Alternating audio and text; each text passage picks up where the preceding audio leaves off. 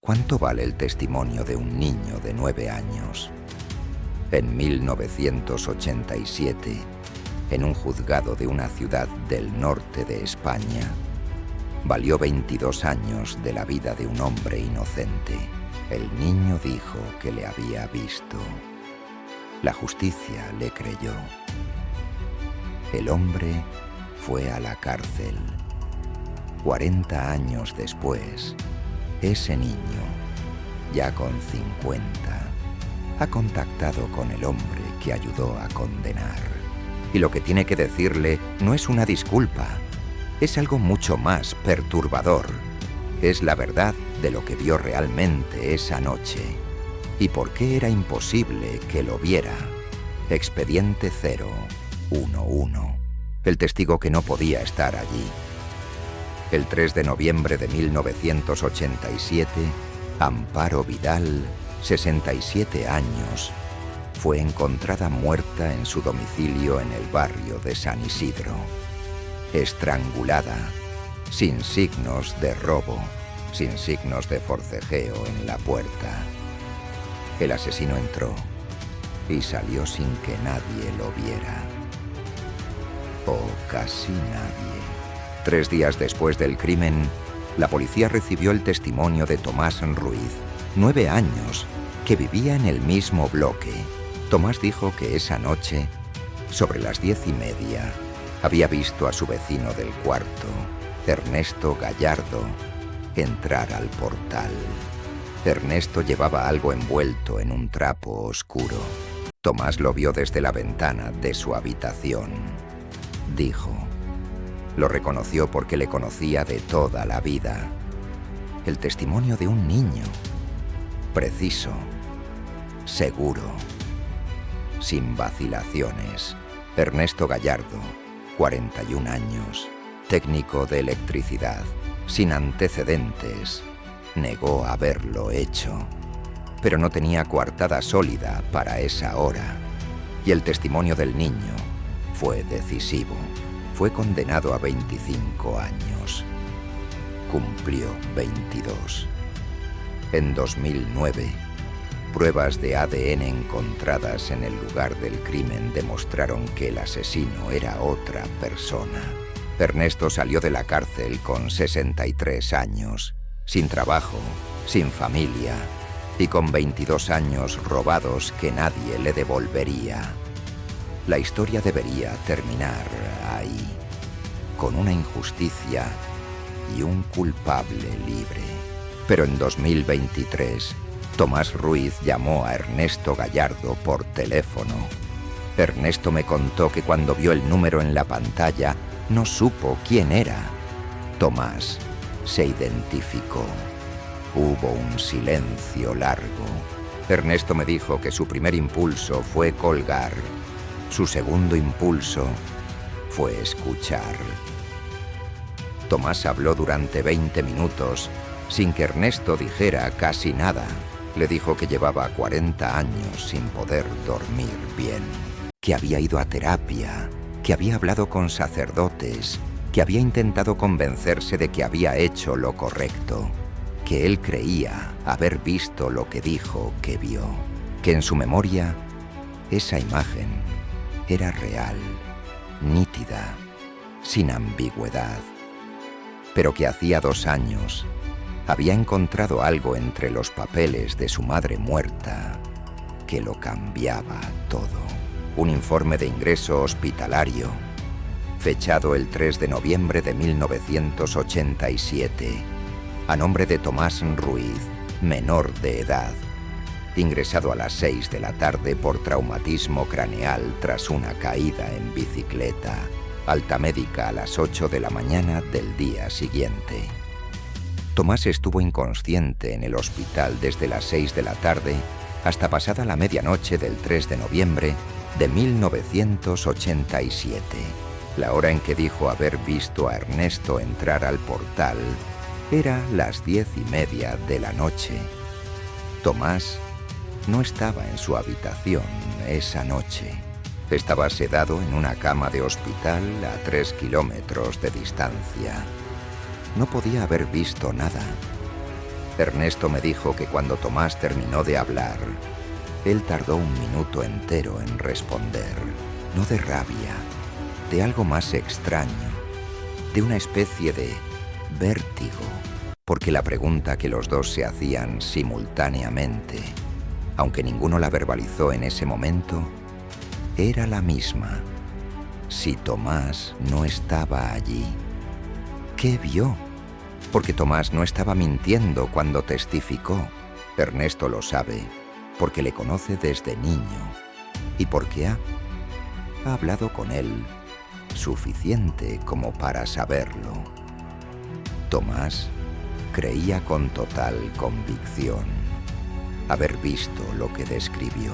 La imagen en su memoria era real para él. Es real todavía. Hay 3 explicaciones posibles y ninguna de las 3 es cómoda.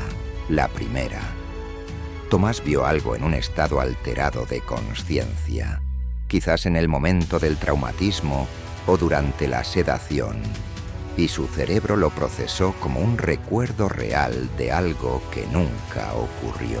Un falso recuerdo perfectamente construido, con detalle, con coherencia, con una convicción que ni él mismo pudo cuestionar.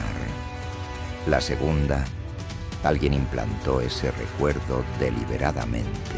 Alguien que sabía que Tomás estaba en el hospital, que conocía su estado y que aprovechó ese momento de vulnerabilidad para construir un testigo que no podría ser refutado porque ni él mismo sabría que era falso.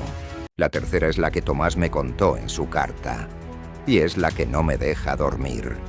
Tomás pasó años investigando su propio caso con la obsesión de alguien que necesita entender qué le pasó. Encontró bibliografía sobre experiencias de consciencia durante estados de sedación profunda. Casos documentados de personas que, mientras estaban bajo anestesia o sedación, describían con precisión cosas que ocurrían en lugares distintos al hospital donde se encontraban. Fenómenos que la neurociencia no ha podido explicar del todo y que algunos investigadores han llamado percepción extracorpórea. Tomás cree que esa noche, mientras su cuerpo estaba en una cama de hospital, algo en su consciencia estaba en ese portal. Vio lo que vio porque estaba allí, solo que no de la manera en que cualquiera de nosotros estaría en un lugar.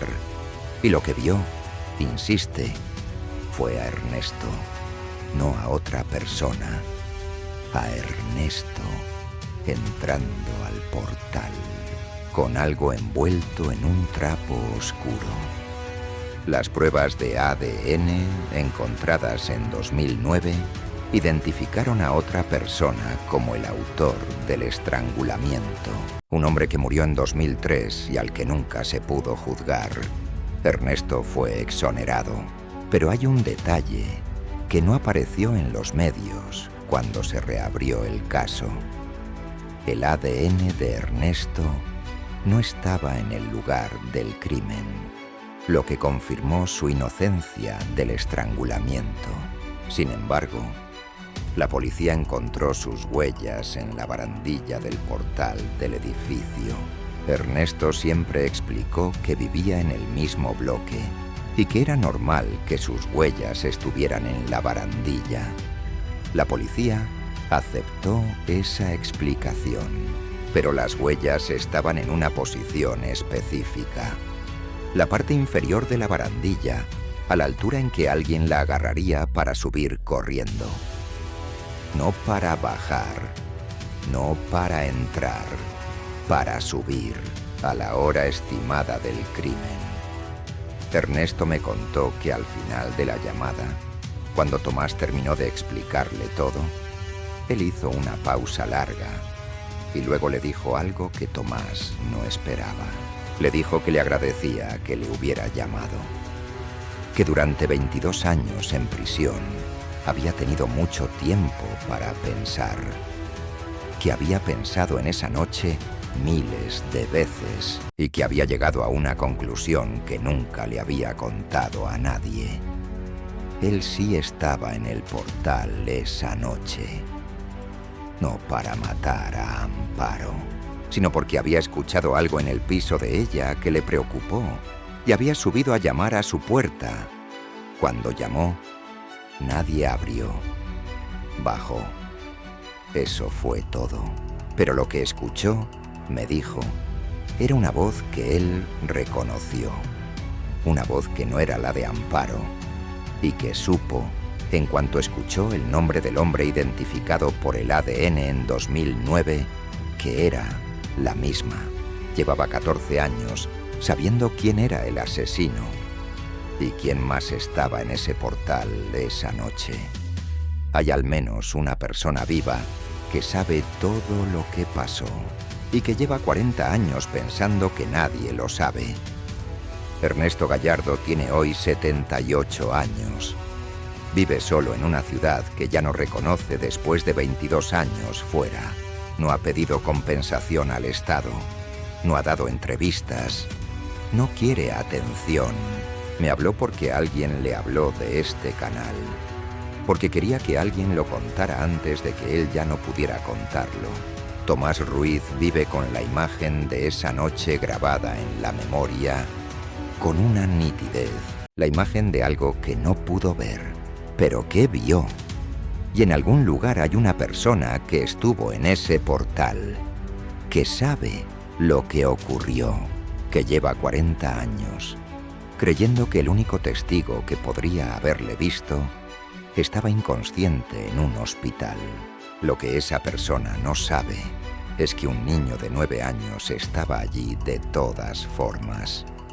De alguna manera que ninguno de nosotros sabe explicar. ¿Qué creéis que vio Tomás realmente? ¿Un falso recuerdo? ¿Una memoria implantada? ¿O algo que la ciencia todavía no sabe dónde poner? Y sobre todo, ¿creéis que Ernesto es completamente inocente? Cuéntamelo en los comentarios. Este expediente, como todos, sigue abierto. Aquí Archivo Oseo. Hasta el siguiente.